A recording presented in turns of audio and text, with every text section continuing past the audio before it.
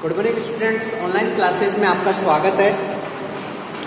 आज का जो हमारा टॉपिक है वो है पीडी एकांतरण,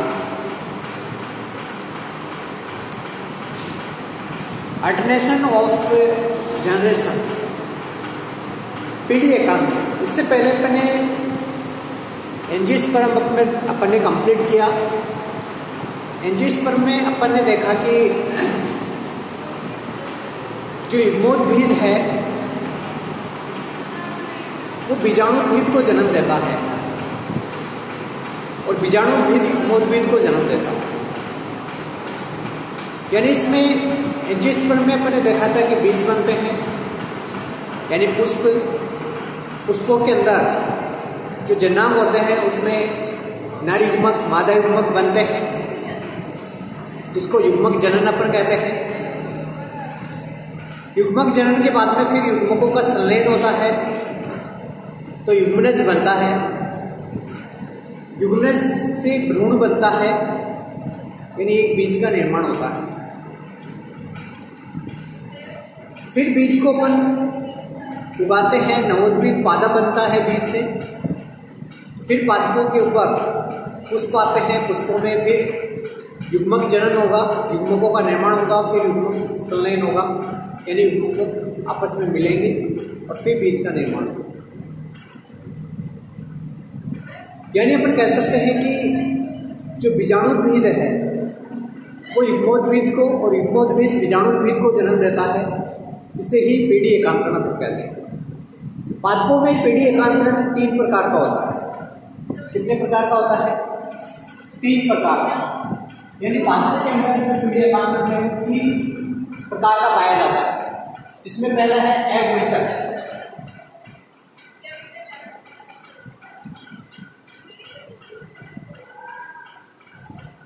अगुणितक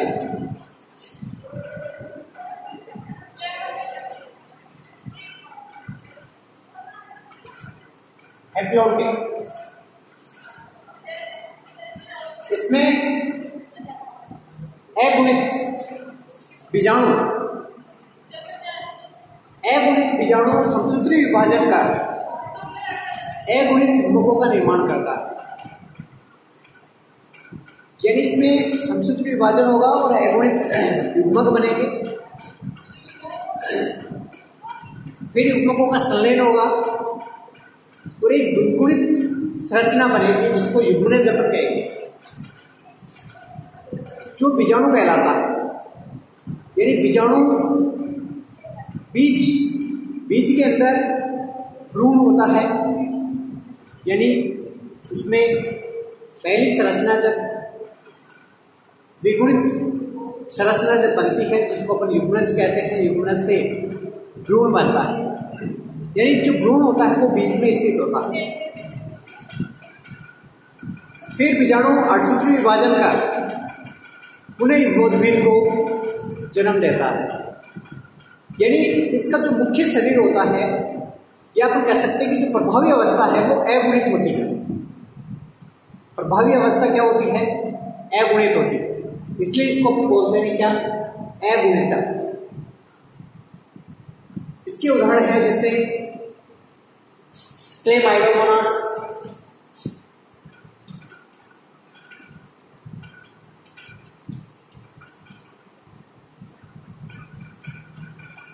वॉल्वोक्स,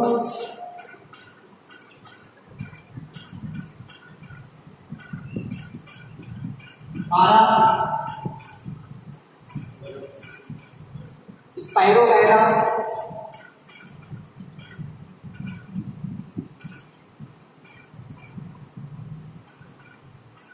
ये इसके उदाहरण है। इसके अगुणितक अवस्था है। यानी जो अगुणितक अवस्था है वो किन में पाई जाती है? क्लेमाइडोमोनास, वॉल्वोक्स, कारा, स्पाइरोगायरा। ठीक है, ये किस प्रकार से होती है वो अपन देखते हैं।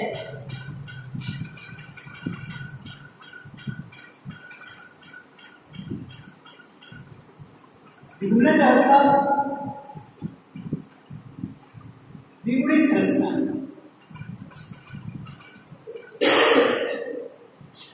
ठीक है, युग्मनज अवस्था द्विगुणित संरचना है। इसके बाद में इसमें मियोसिस होगा, पहले समसूत्री विभाजन फिर हर्षसूत्री विभाजन होगा, यानी ये मियोसिस कहलाएगा।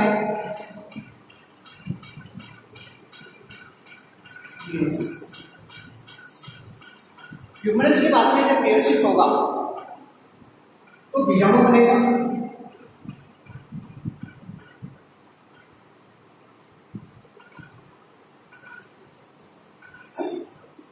ठीक है, यानी युग्मोद्भिद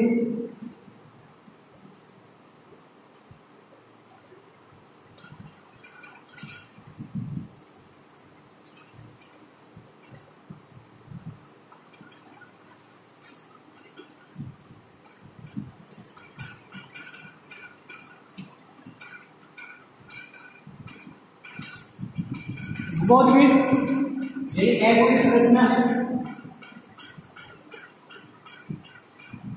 ये अगुणित संरचना यानी युग्मोद्भिद बनेगा।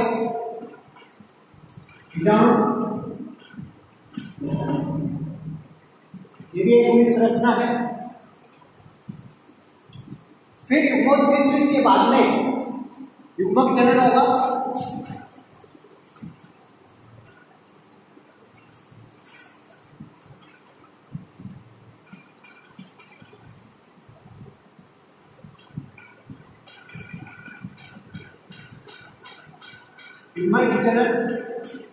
युग्मक जनन के बाद में युग्मकों का संलयन होगा।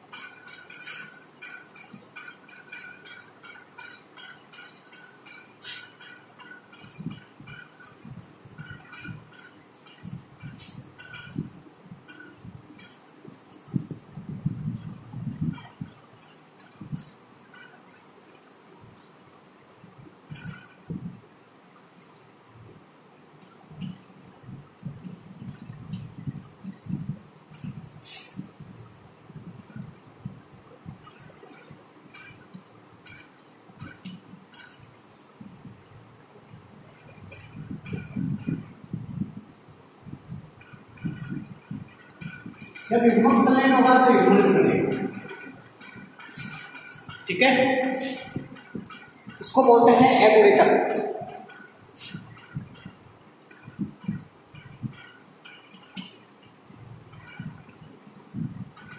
इसमें ये जो ज्यादा प्रभावी जो अवस्था है वो किसकी है? अगुणितक की, जबकि कम की क्या है? द्विगुणितक की। यानी ये जो आपको लाइन दिख रही है ये वाली, ठीक है, ये क्या है? द्विगुणित संरचना। युग्मनज ट्वेन कोशिका होती है। ठीक है, ट्वेन कोशिका में समसूत्री विभाजन होगा, फिर हर्षसूत्री विभाजन होगा, तब जाके फिर अगुणित संरचना बनेगी। ठीक है, फिर युग्मोद्भिद बनेगा। युग्मोद्भिद से युग्मकों का जनन होगा, यानी युग्मक जनन होगा, युग्मक बनेंगे, फिर युग्मकों का संलयन होगा, फिर द्विगुणित संरचना बनेगी। तो इसमें जो छोटी अवस्था है वो द्विगुणित संरचना है, जबकि जो लंबी अवस्था है वो किसकी है? अगुणितक की है। इसलिए इसको हम बोलते हैं क्या? अगुणितक। आगे बात समझ में? ठीक है, जनन बताया था ना मैंने आपको पहले, एंजियोस्पर्म के अंदर जैसे पुष्प है, पुष्प के अंदर जैसे पुंकेसर है, पुंकेसर के अंदर परागकण बनेगा, यानी नर युग्मक, उसमें नर युग्मक होगा। अंडाशय के अंदर जो बीजांड है, बीजांड के अंदर एक अंड कोशिका होगी। ठीक है, यानी वो मादा युग्मक है। जब दोनों का संलयन होगा तो एक युग्मनज बनेगा, एक भ्रूण बनेगा, फिर उससे बीज बनेगा। बताया था नहीं बताया था?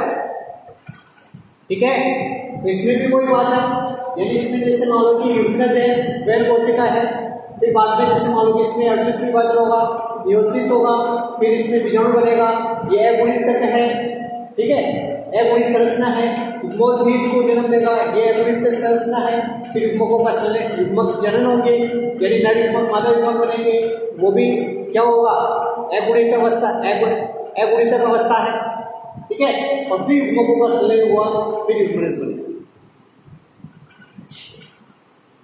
ये हो गया क्या, अगुणितक। दूसरा है द्विगुणितक। आगे क्या समझना है, विजेंद्र, ठीक है। दूसरा पद लेंगे द्विगुणितक।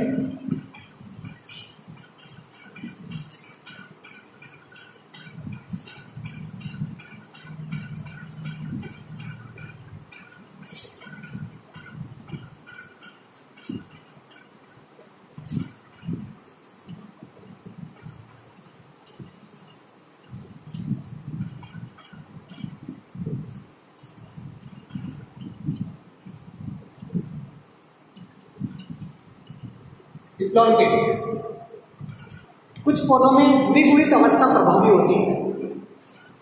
जिनमें द्विगुणित अवस्था प्रभावी होती है वो द्विगुणितक कहलाता है। जो बीजाणुद्भिद को, यानी जो बीजाणुद्भिद कहलाता है, यह 68 विभाजन करेगा और अगुणित यानी युग्मक बनाएगा, नर व मादा युग्मकों का संलयन होगा, फिर द्विगुणित यानी युग्मनज बनेगा, और इसे युग्मोद्भिद कहते हैं, यानी युग्मोद्भिद पीढ़ी कहते हैं। युग्मनज जो है, युग्मनज से बीज बनेगा और बीज से नया पौधा बनेगा। तो कहने का मतलब है कि बीजाणुद्भिद तथा युग्मोद्भिद, यानी बीजाणुद्भिद से युग्मोद्भिद का निर्माण होगा या जन्म देगा, और इसमें जो प्रभावी अवस्था होती है वो द्विगुणित अवस्था होती है। जैसे जिम्नोस्पर्म और एंजियोस्पर्म, जिम्नोस्पर्म और एंजियोस्पर्म के अंदर जो है वो कौन सी अवस्था होती है, द्विगुणित अवस्था होती है। जैसे गेहूं है, मक्का, ज्वार, बाजरा, उसमें प्रभावी अवस्था कौन सी रहती है, द्विगुणितक अवस्था रहती है।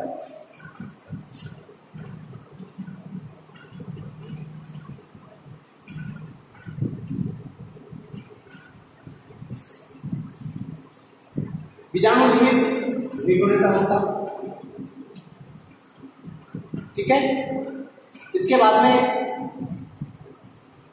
युग्मक जनन होगा,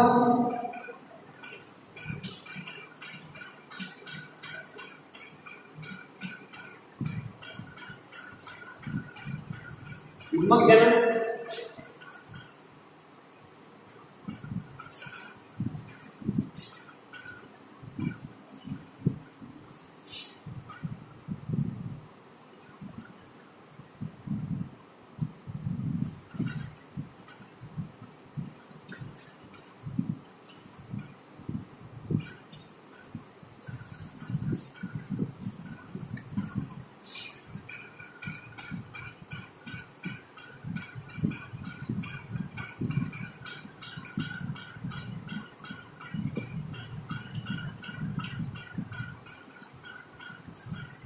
मियोसिस,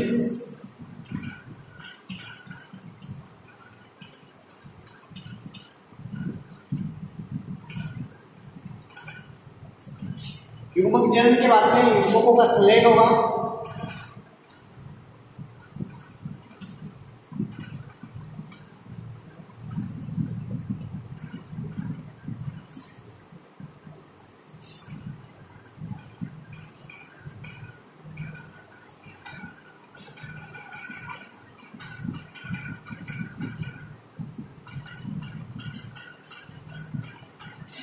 ठीक है। युग्मक जनन होगा, युग्मक जनन के बाद में युग्मक संलयन होगा,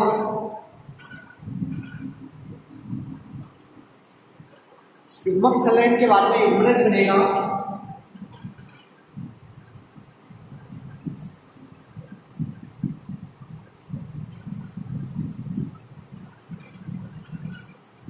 युग्मनज में क्या होगा,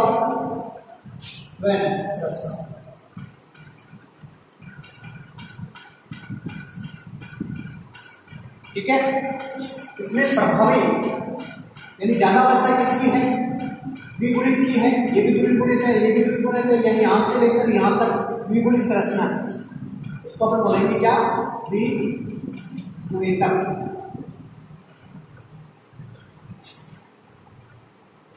ठीक है, यानी बीजाणुरहित द्विगुणित कोशिका है।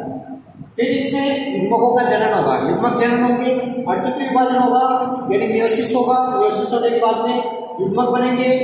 ठीक है, युग्मकों का फिर क्या होगा, संलयन होगा। आगे के बाद समझ में, तो यहां से लेकर यहां तक की अवस्था, यानी युग्मक बनने तक की अवस्था जो है वो अगुणित कोशिकाएं होगी। ठीक है, यानी अगुणित अवस्था होगी। उसके बाद में युग्मकों का जब संलयन होगा तो द्विगुणित कोशिका बन जाएगी, यानी ये अवस्था फिर युग्मनज बनेगा, युग्मनज से फिर बीजाणुत्पीड़ बनेगा। तो यहां से लेकर यहां तक जो अवस्था है, ठीक है, वो क्या है, द्विगुणितक अवस्था। इसलिए इसको हम बोलते हैं क्या, इसमें जो प्रभावी अवस्था है वो कौन सी है, द्विगुणितक है, इसलिए इसको बोलते हैं द्विगुणितक। ठीक है,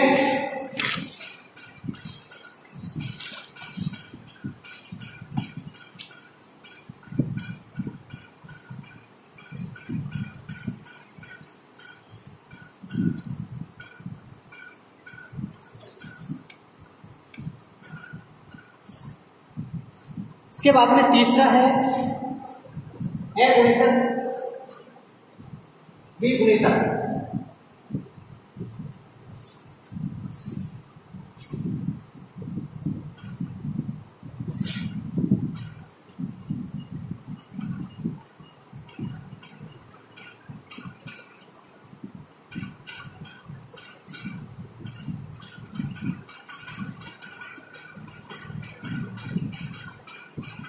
अगुणितक का द्विगुणित।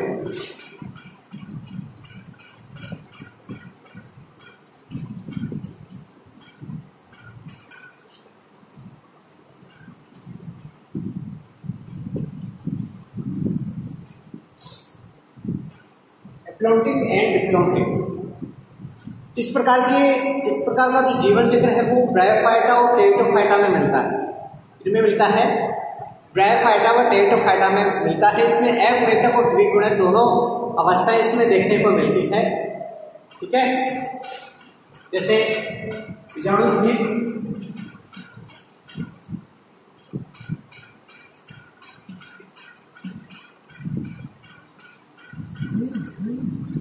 बीजाणुरहित में संरचना होगी। फिर समसूत्री विभाजन होगा, अर्धसूत्री विभाजन होगा,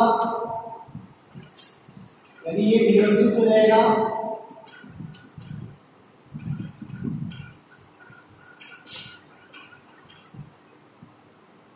अरे क्या बात समझ, इसका मतलब जानते हो, ये कोशिका विभाजन है।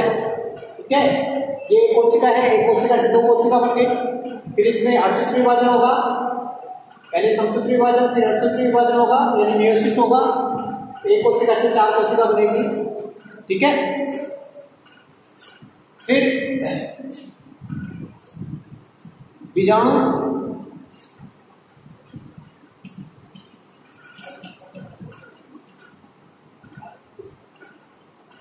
बीजाणु बनेगा, बीजाणु भी एन कोशिका है। फिर युग्मक जनन होगा,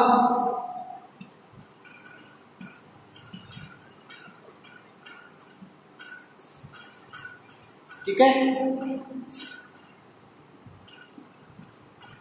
युग्मक जनन होगा। युग्मक जनन के बाद में फिर युग्मकों का संलयन होगा।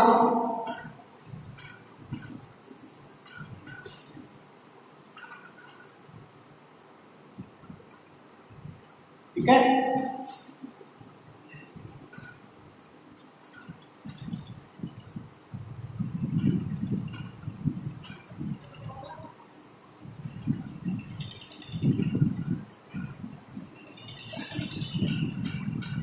युग्मक संलयन होगा।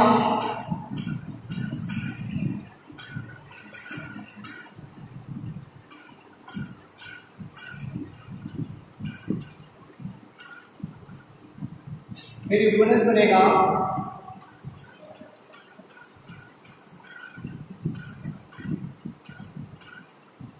फिर बीजाणुद्भिद आएगा। ये द्विगुणित हो जाएगी, ये अगुणितक,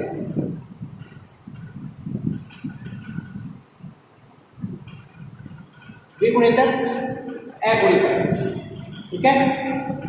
बीजाणुद्भिद स्वयं संरचना होगी, स्वयं कोशिका है, फिर इसमें समसूत्री विभाजन, असूत्री विभाजन होगा, असूत्री विभाजन से बीजाणु बनेगा, यानी अगुणित अवस्था आएगी। फिर अगुणित अवस्था से युग्मक जनन होगा, युग्मक जनन के बाद में युग्मकों का संलयन होगा। तो यहां से लेकर यहां तक की जो अवस्था है, ठीक है, वो अगुणितक है। तो यहां से लेकर यहां तक की जो अवस्था है वो क्या है, द्विगुणितक। यानी इसमें अगुणितक और द्विगुणितक अवस्था दोनों ही क्या रहती है, प्रभावी रहती है, ठीक है। इसका उदाहरण है ब्रायोफाइटा और टेरिडोफाइटा, ब्रायोफाइटा और टेरिडोफाइटा। ये तीन प्रकार के पीढ़ी एकांतरण पाए जाते हैं, अगुणितक, द्विगुणितक और तीसरा है अगुणितक तथा द्विगुणितक। अगुणितक में प्रभावी अवस्था अगुणितक अवस्था होगी, द्विगुणितक में प्रभावी अवस्था द्विगुणित अवस्था होगी, और अगुणितक द्विगुणितक के अंदर दोनों ही अवस्थाएं क्या होगी, प्रभावी होगी। आगे समझ में आपका चैप्टर कंप्लीट है, ठीक है। यानी पादप जगत अपन ने कंप्लीट किया है। इसके बाद में अपन जंतु जगत अपन पढ़ेंगे, एनिमल किंगडम। कोई दिक्कत है इसमें?